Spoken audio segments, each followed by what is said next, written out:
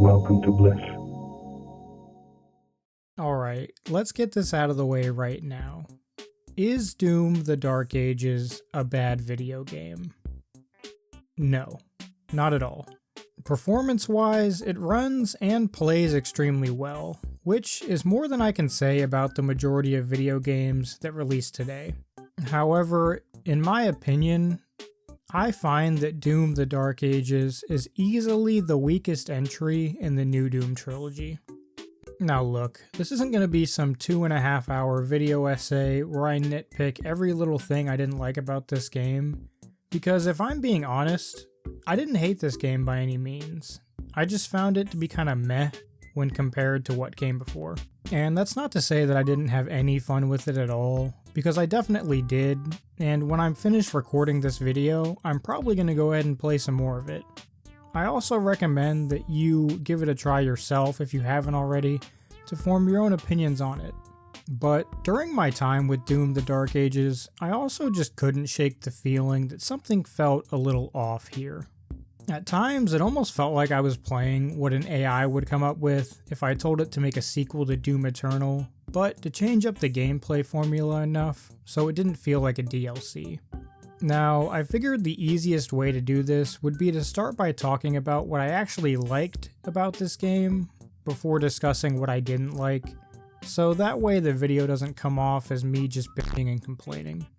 So, in no particular order, let's start with the mech sections of this game. I absolutely loved these chapters, and it always left me wanting more when they ended. It very much reminded me of Titanfall at times, and it was extremely fun running through the various destructible environments, along with punching and kicking giant demons in the face. Next, let's go ahead and talk about the shield. I was genuinely surprised by how much I enjoyed using the shield.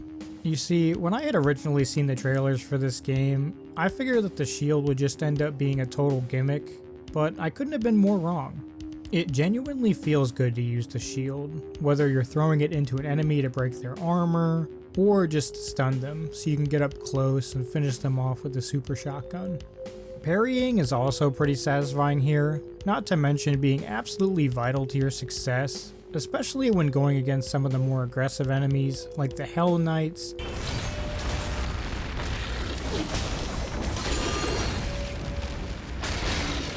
Cyber Demons,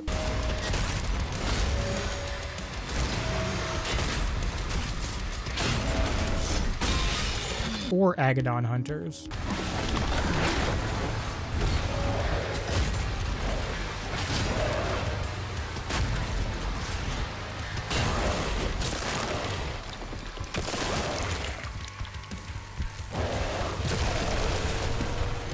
Another thing I liked with the shield is how it was used for more than just combat, like when you use it to traverse the map or to solve puzzles.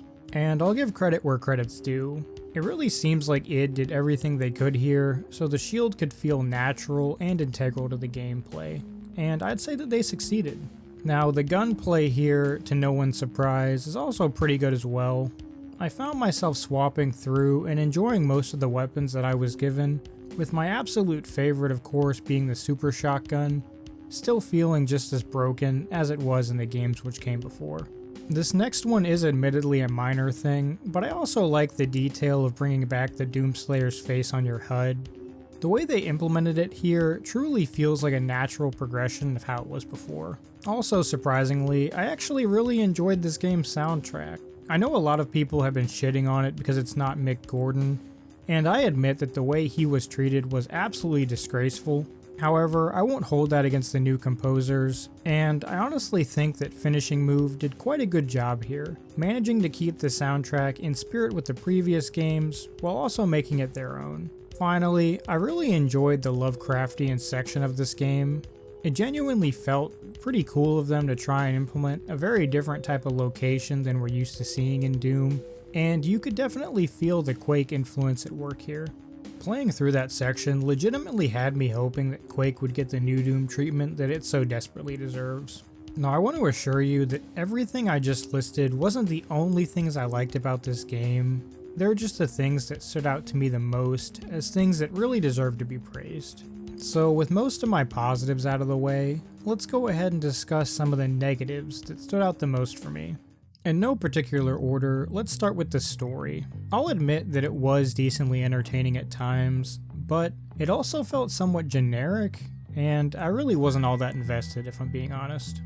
The Heart of Argent mostly felt like a typical MacGuffin used to move the plot along, and the main villain really wasn't all that compelling. He genuinely felt like less of a threat than the Doomslayer, and he spends more time running away from him rather than fighting him. I just don't get why they decided to go with this route of showing cutscenes where the Slayer isn't even present half the time, when they really didn't need to. See, that was like the nice thing about Doom 2016 and Eternal. The story was very straightforward, and besides a few exceptions, was only ever really shown from the Slayer's point of view. Now I get that Doom hasn't always had the most engaging stories, but honestly, it never really needed to, and I think this line from John Carmack kinda sums up the way I feel. Quote, "The story in a game is like the story in a porn movie. It's expected to be there, but it's not important." And look, that doesn't mean that I think every single video game should sideline the story in favor of gameplay, and I'm sure even John himself probably changed his mind on that quote over the years. Hell, games like The Last of Us Part 1, Red Dead Redemption 2, Persona 3, and Telltale's The Walking Dead have some of my favorite stories in any media period. But when it comes to Doom, I can assure you that I'm not playing it for the plot. Next, let's talk about the flying sections.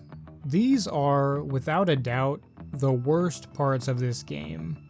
Now, I don't know how they managed to make flying on a dragon not fun, but they did it. I mean, the flying parts aren't really that bad themselves, it's more so the combat that comes with it, and it's mainly due to the fact the lock-on mechanic you're forced to use is just so tedious. These sections boil down to locking onto an enemy, waiting for the said enemy to attack, dodge the attack, and then shoot back until the enemy dies. They're extremely boring, and legitimately feel like they're only there to pad out the game's runtime. Speaking of attacks, there are so many attacks in this game that just look bad. Not only in the flying sections, but also against regular enemies as well. You can definitely tell they were going for a bullet hell style with this game to give the shield more of a purpose, but they didn't really know how to implement it properly. Like, the shield itself already worked quite well, especially with enemies that required you to get up close and personal. We didn't really need these ugly ranged attacks on top of it. Now, my next complaint is admittedly more of a minor nitpick, but what's up with these turret sections? They legitimately feel very out of place for a Doom game, and once again, they come across as something only put in the game to pad out its runtime. It just feels like id was really scraping the bottom of the barrel here when looking for stuff to put in this game. I'm also genuinely surprised that they removed multiplayer entirely, because all we're left with is a campaign that can be completed in as little as 8 hours. Every single Doom game that's came before this one has had some form of multiplayer, but now you're paying $70 for just the story. It's even dumber when you see the interviews where Hugo Martin and Marty Stratton over at id literally said that they deliberately chose not to have multiplayer so they can focus more on the campaign. Now look, I'm not saying that every video game needs multiplayer, but it's been a series staple for Doom to have it, and the deliberate choice to remove it and say it's so we can work on the story is such bullshit. That's really what this whole game boils down to, changing so much that really didn't need to be changed.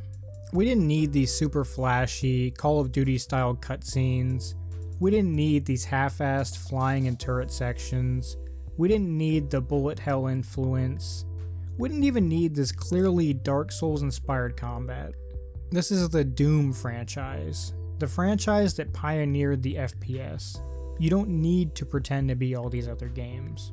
I guess nobody at id has ever heard the saying, if it ain't broke, don't fix it, because with this game, it feels like they said fix it anyways. But honestly, maybe I'm just being too critical, I don't know. Either way, that's about all I have to say on the Dark Ages, so if you stuck around to this late in the video, then I just want to go ahead and personally thank you for watching, and I guess I'll see you in the next video. Bliss out. Thanks for watching.